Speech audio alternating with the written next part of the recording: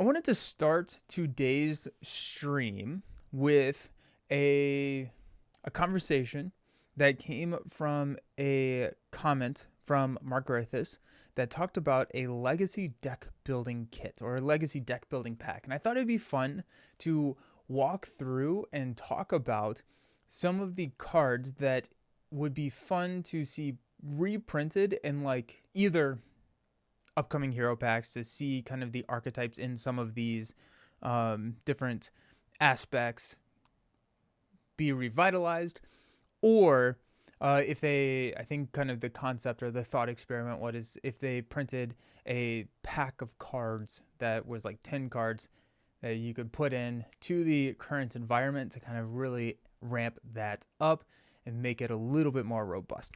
So what I did is I went through and I chose 2 cards from every aspect that are currently in the legacy environment that are not supported in the current environment, and 2 cards from every aspect as well as 2 cards from basic to create a 10 card pack, or 10 cards that I hope to see reprinted in future heroes that will keep the aspect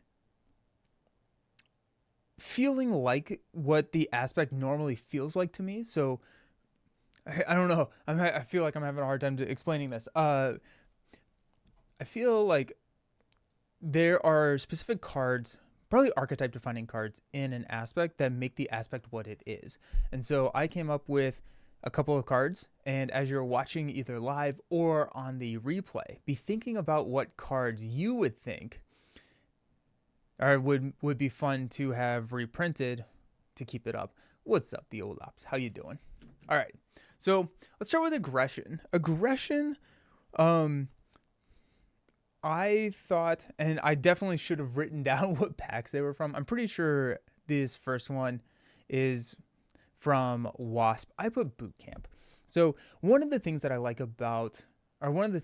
that you can do in aggression is lean away from your hero doing a lot of that damage and then kind of leaning into the troop commander archetype where you have a lot of your allies outputting a lot of damage. We do have pretty good allies in the current environment that can deal with minions or villain damage. I'm thinking like Two Gun Kid and stuff like that. And so Boot Camp giving +1 to every single one of my allies' attacks feels like something that would be nice to keep around for the current environment. What's up, Trap It? Prime Monday. How you doing? Welcome, welcome. So I feel like Boot Camp lends itself to a higher ally focus build in aggression rather than kind of souping up your heroes attacks or trying to lean into the event focused aggression builds that we see a lot of. And so Boot Camp gives a whole nother way to play both the aggression allies as well as some basic allies, or if you have a multi-aspect hero, slip some of them in there. The second one I have in here, I don't know if I like this that much, so I'm hoping that you all have a better answer for me. But I put Follow Through. This is from Galaxy's Most Wanted, Rocket. And I like Follow Through a lot more than Follow Through is good, if that makes sense. I really like the style of Follow Through, which, if you are unfamiliar with the card, whenever you deal damage or excess damage to an enemy, increase that excess damage by 1. And so this, the main application of this is overkill damage. So if you deal 3 overkill damage, if you have a follow through on the table, now you deal 4 overkill damage. It's just like a fun way to play and deck build, and I find a lot of satisfaction out of the follow through build. And follow through, I think I put on this list more as a hope to see that side of the archetype expanded. And so mainly I think I put follow through on this list hoping that we get to see more kind of excess damage archetype or theories kind of build into the aggression archetype or the aggression aspect, because I really like the follow through. Boot Camp is an amazing card that I never used. Boot Camp is a lot of fun. I like Boot Camp a good bit. It forces me to think about aggression differently. definitely. What's up, Matt? How's it going? Happy New Year. Woo! Thank you for the subscription. I appreciate it. The idea of follow through is fun. You can combo that with cards like Moment of Triumph or Moment of Triumph is you heal 1 for every excess point of damage you deal. And then there's the aggression card. It starts with a C. And I cannot think of it right now. It's a 3-cost aggression card that you remove threat from the main scheme based on the excess damage that is dealt. I believe it starts with a C. Into the Fray. It does not start with a C. Thank you, Jay Wheel. Yes, Into the Fray. So there are things that are, I guess, technically in the Legacy environment right now. So if I'm saying I want follow through, I think I'm kind of saying I want these other cards as well. Hand Cannon probably gets to be thrown into that discussion as well. But things that you can do that are not just excess damage being applied as damage, but pulling another lever in the mechanics of the game. And that's cool. I really like building around, and I hope that we get to see that side of aggression flourish.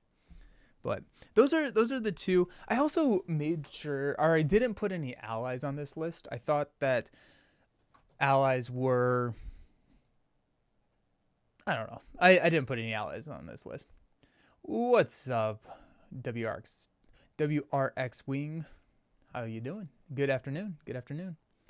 So those are my aggression cards. Boot camp and follow through. Currently, if you are just joining, we are building a wish list of the top 10 cards that we hope to see reprinted as the current environment does expand. What's up? Hey, Mr. Self-Destruct. I hope you got a kick out of your little moment in the Connie Heroes hype video. I literally just watched that as we were going. Just like an awkward wave. I loved it. It was great. Yeah. When I saw the footage. No, it was perfect. I just reposted it actually. Oh, it's so good. You can just say Rex.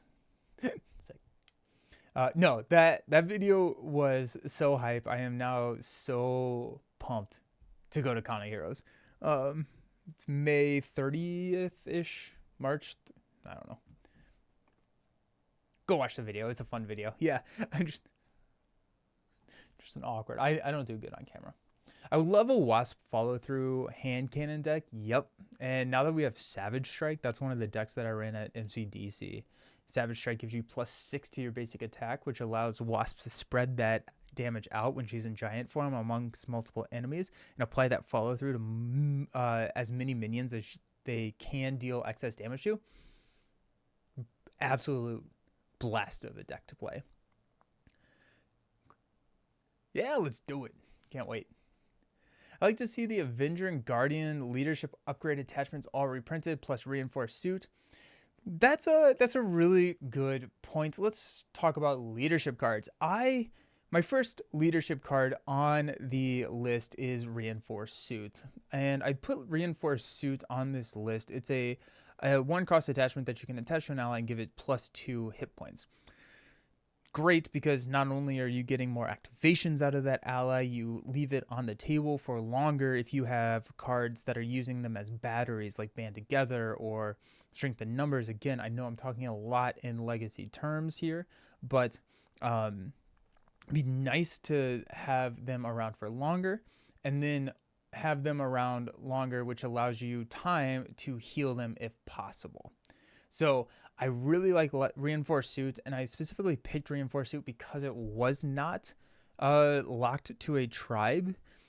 I do like all of the tribes, but when I was building out this list, I was kind of thinking of it as a team agnostic list where you could buy this and it doesn't just support the Avengers. Now, if we had an Avenger pack, that would, actually no, that would be really cool. Is if you had like a Avenger booster or a Guardian booster and a X-Men booster, and it came with the key cards that came, or that suited that team.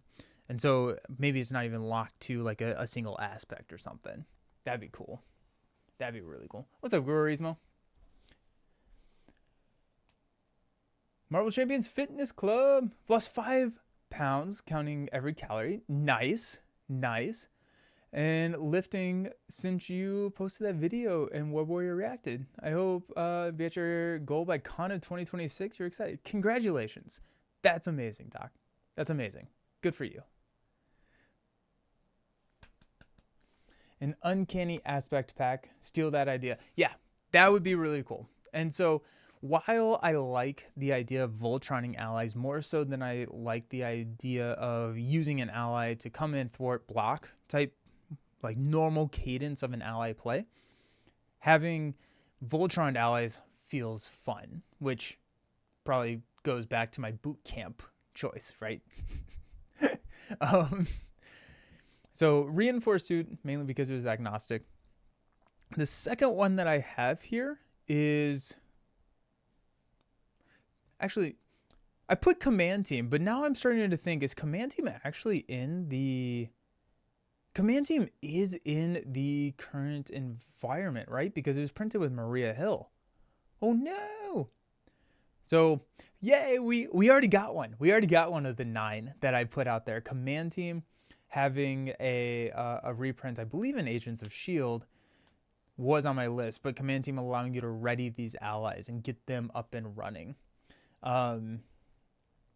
But now that I'm thinking about it, I'm gonna read some comments and think about the replacement for command team, because that's we already got it. Nice. Finally got Civil War. Was trying Hulkling's pre-con versus Captain America. Got overwhelmed with side schemes. Yeah. Hulkling, I find I will play his game more than playing the actual game of Marvel Champions, and I'll run behind. Yeah. Silk is getting harder to find. Oh no. So Ready for a Fight should 100% be reprinted. Yeah. Ready for a Fight is phenomenal protection card. It currently is in the, or it is in the current environment, but I hope that she's not super hard to find, because that would concern me. If our new heroes are starting to get hard to find, that concerns me.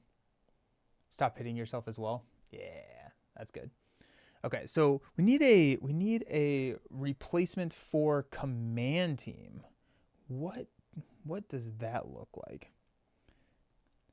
Honestly, I may just go with strength and numbers. Yeah, I think strength and numbers or band together. I would say one of those two. Strength and numbers is a better card than band together, but if we go back to a restricted card pool or a limited card pool, I think if we have strength and numbers in that card pool, we're going to see a lot of leadership decks that look exactly like a strength and numbers deck that we were seeing 4 to 5 years ago. Not saying that that's a bad thing, but I think I would prefer to see a band together, which is a worse card, still decent. So that could work, but I do like Matt's idea. Clarity of Purpose feels like actually the card that I'm going to go with. I do like Clarity of Purpose there more, because it opens up a lot of resource generators for people who don't necessarily have the resource generators at the expense of health. It's a 1-cost upgrade. Deal a damage to generate a wild resource. You can attach it to allies. You can attach it to friendly characters. You can attach it to yourself. So it has a lot of utility, and it is a fairly interesting trade-off to try and figure out, right? Do I want to take that damage, or do I want to save that health? So I like Clarity of Purpose. I think we're going to go with that. So Reinforced Suit, Clarity of Purpose are going to be the 3rd and 4th cards in this reprint pack after Boot Camp and Follow Through. Clarity of Purpose with Captain Marvel goes crazy. Hey, that's who we're playing today. Yeah, because she can turn it directly into a card draw. That's cool. Yeah, I like Clarity of Purpose. That's a good one right there. I like that a lot. Very, very broad in terms of application as well, which is, if we're looking at only reprinting a very limited number of these cards, I think is an important thing to consider. It's just free real estate. Nelson using Clarity of Purpose with Scarlet Witch. Yeah. So, aggression and leadership. Let's move on to the best aspect that there is. Oh, yeah. Don't worry, Matt. We're getting there. Best aspect there is protection. I don't know if y'all knew that, but it actually has been confirmed. Don't ask by who, but it has been confirmed that protection is the greatest aspect of all time. And protection, I have the first card. The best is pool. Alrighty, I like it. The best card the first card that I want to see redone in protection is hard to ignore. Hard to ignore is a card that says after your hero defends and takes no damage, you can exhaust hard to ignore to remove a threat from the main scheme. You can have up to 3 of these, which helps the threat mitigation in the perfect defense build so much. That really is the weakness of the perfect defense build for a lot of heroes, is that because they're going into their turn exhausted, they do not have enough to thwart the main scheme, and we lose via thwart, and it becomes this like attrition game. Can we survive long enough to deal ping damage so that the villain, before the villain schemes out? And it gets challenging to do that sometimes. And so having hard to ignore, being able to remove with just one of them in true solo the threat that goes onto the main scheme every single turn, or if you have multiple of them, even more threat, that helps so much. And so hard to ignore solves a lot of the problems that we see without cards like that, or not today, or threat removal cards in green. That I think hard to ignore has to be one of those reprinted cards to have a healthy protection aspect in the current environment, assuming that they want protection to be the defending aspect. Also, you have a lot of heroes that if they have a higher defensive stat, typically they will have a lower thwart. And so that just compounds that problem. A very common stat line is that 1 thwart, 2 attack, 3 defense. And so if you're leaning into the 3 defense, you're leaning into the strength of the character. You are also amplifying the weakness of their threat mitigation. So hard to ignore helps. I have been surprised to hear that hard to ignore has not been reprinted. Yeah, I agree with you there, Trapit. I agree. It is kind of interesting. What doesn't kill me is Legacy. Yep, that was on the list. Unflappable, I believe, is Legacy. And that actually... Oh, that's a very, very close third for me. I think my second card does beat out Unflappable for me. But Unflappable... No, Unflappable was reprinted in the X-Men wave. Let me see. Unflappable was in Rogue, so technically it is in Legacy, because Rogue is Legacy. Oh, geez. Oops. Electrostatic Armor is a good staple for Retaliate. Yep. And I think this is one of the issues with Protection, is that Protection in the core set was not super great. It was not very, very playable. And so over the next 2 waves, which are all Legacy, they fixed Protection. Protection got a lot better. And when you're rotating out everything but the core, it feels like Protection needs a lot more cards to be reprinted and reintroduced to bring it back to where it is on this level playing field with the other aspects. Core Protection was trash. Yeah, very, very true.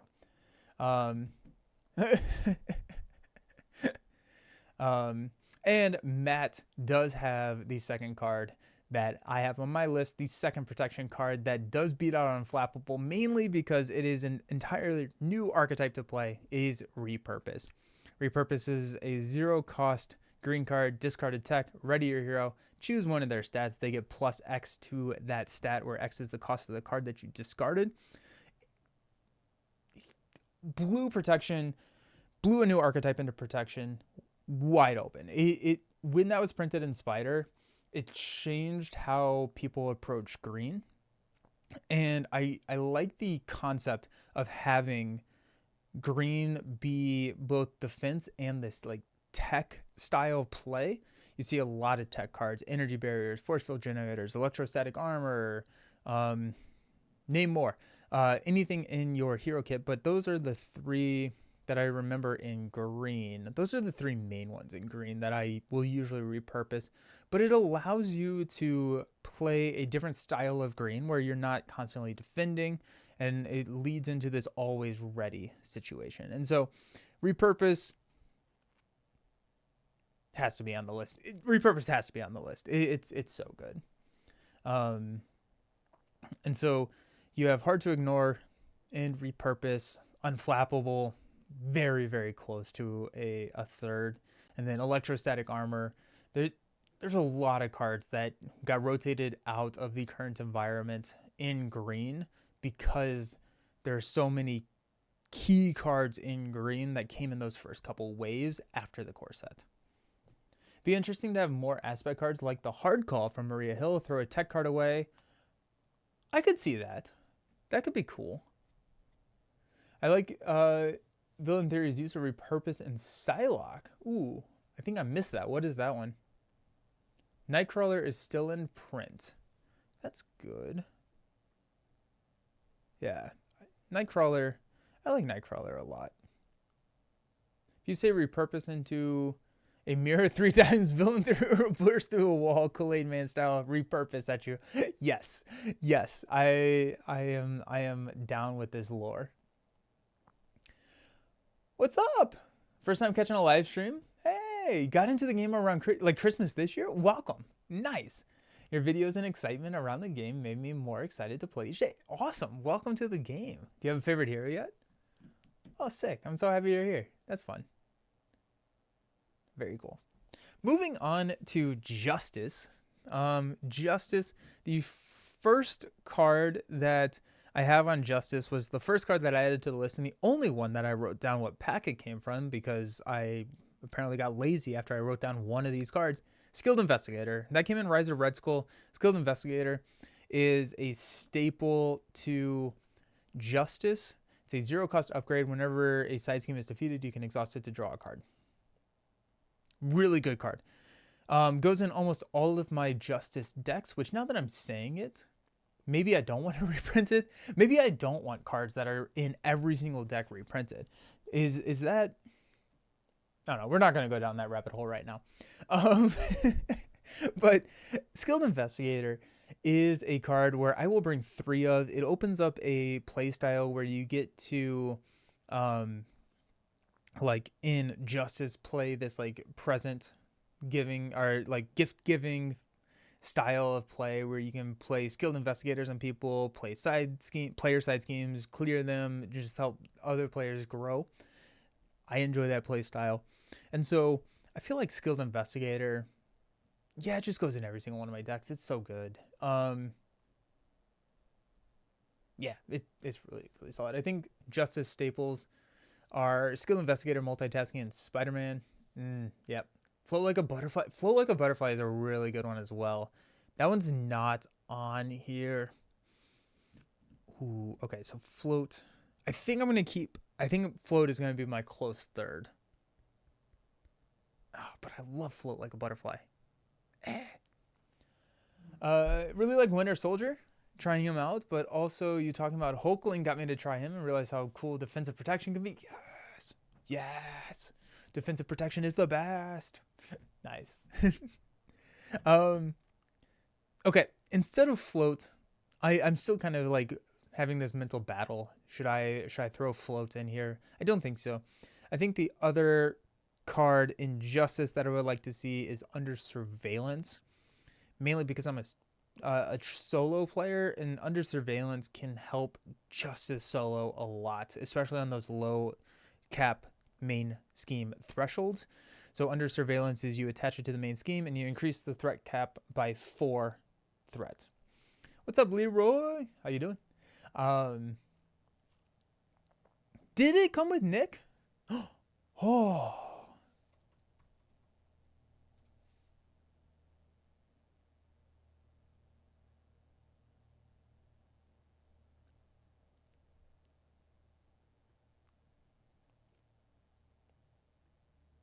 It did.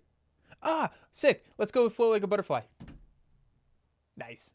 Okay, so so the two justice cards are gonna be skilled investigator and float like a butterfly. Ah, I like that so much. Yeah, I'm happy.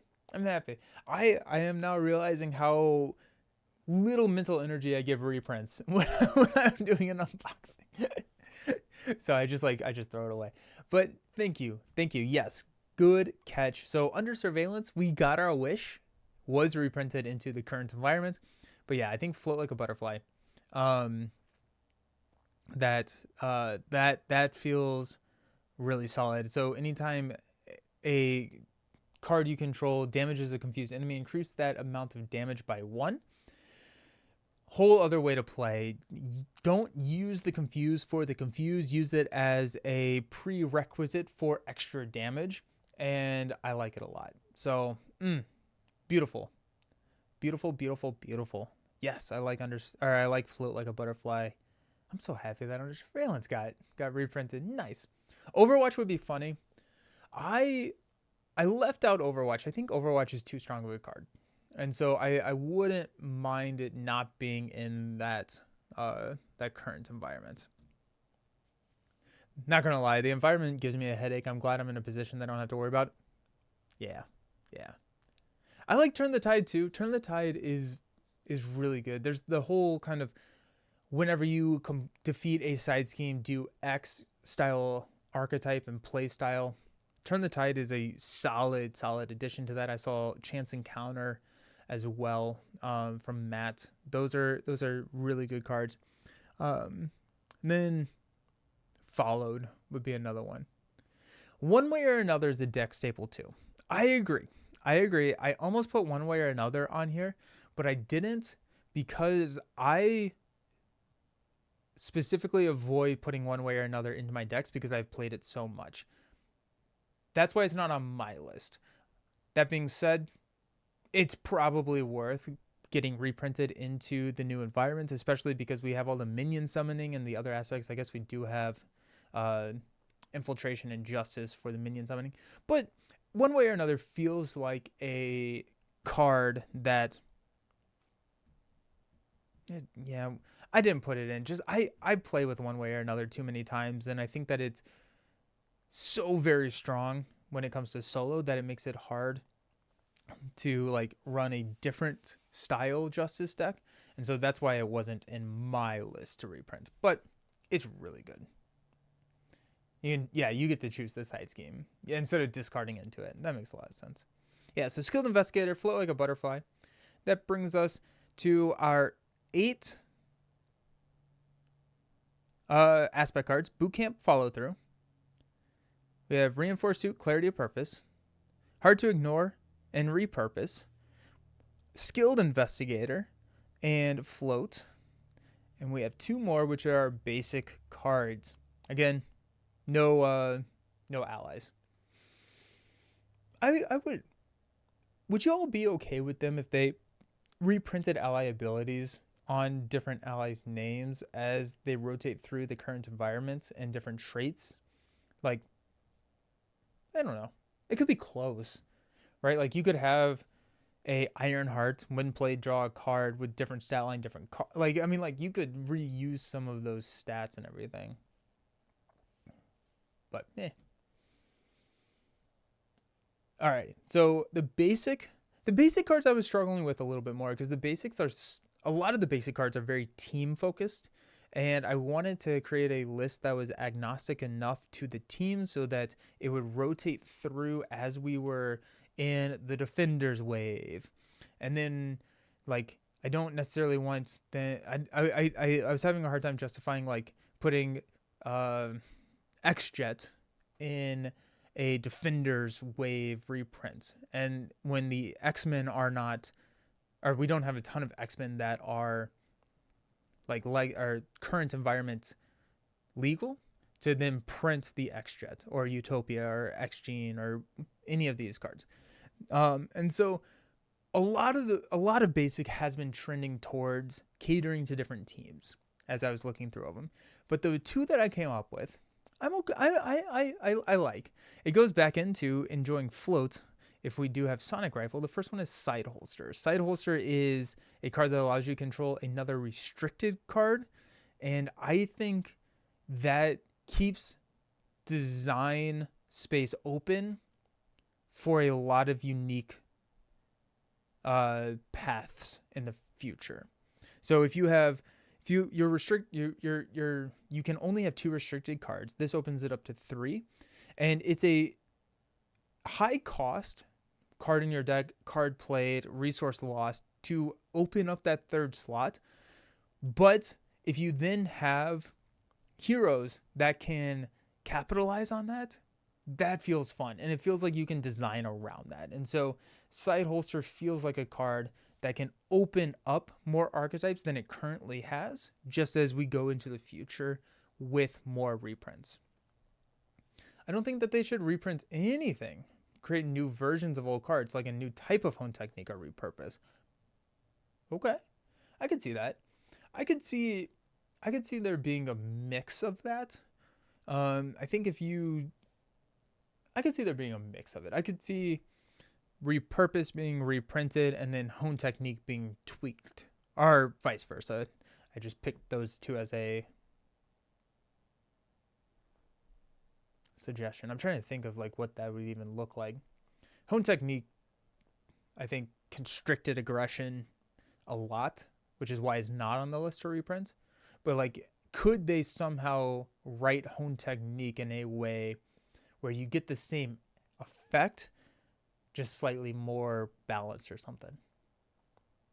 It'd be cool. Imagine a Justice version of hone technique or repurpose, but for another trait. Be cool. Be really, really cool. So Side Holster is our first basic. Second basic. Now I have to double check to make sure. I don't think it was. Yep. Second basic card that I have on my list is Ready to Rumble. So, Ready to Rumble is a 1-cost upgrade that allows you to ready whenever you change form. And so a lot of times this is going to be for characters when they flip like in the hero alter ego, they need to heal or they need to use that basic activation. But whenever you change forms with like Hulkling, that is considered changing form, I believe. Whatever. If you have Spectrum, as she changes forms, you can get to ready and everything like that.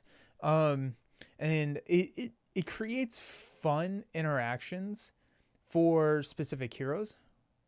It's not unfortunate. That's okay. Well, as soon as I said it, I was like, I don't actually think that does work with him. But like Angel, Wasp, Ant-Man, Spectrum, things where you can change out like your form, Vision, Shadowcat, those are all considered forms. And so whenever you change to a different form, you can use Ready to Rumble to ready your hero. And so I really like it when cards enable special utilizations, or they can be utilized differently by different heroes. And that opens up some fun design space, I think. And so those are the 2 that I had for basic, Side Holster and Ready to Rumble. That finishes out our 10 card. We got Boot Camp, Follow Through, Reinforce Suit, Clarity of Purpose, Hard to Ignore, Repurpose, Skilled Investigator, Float Like a Butterfly, Side Holster, and Ready to Rumble. So I'm curious what you all think. Are there other aspect cards that you wish would be reprinted, or if they had like a reprint Hulkling pack or something, a reprint aspect pack, just read Hulkling again, reprint aspect pack, if you would like to see cards in there. Because I don't know, it was a fun thought experiment. And let me double check who asked about that. Yeah, that was Mark Griffiths that suggested that, and I thought that was kind of fun. That was a fun thought experiment. I enjoyed doing that.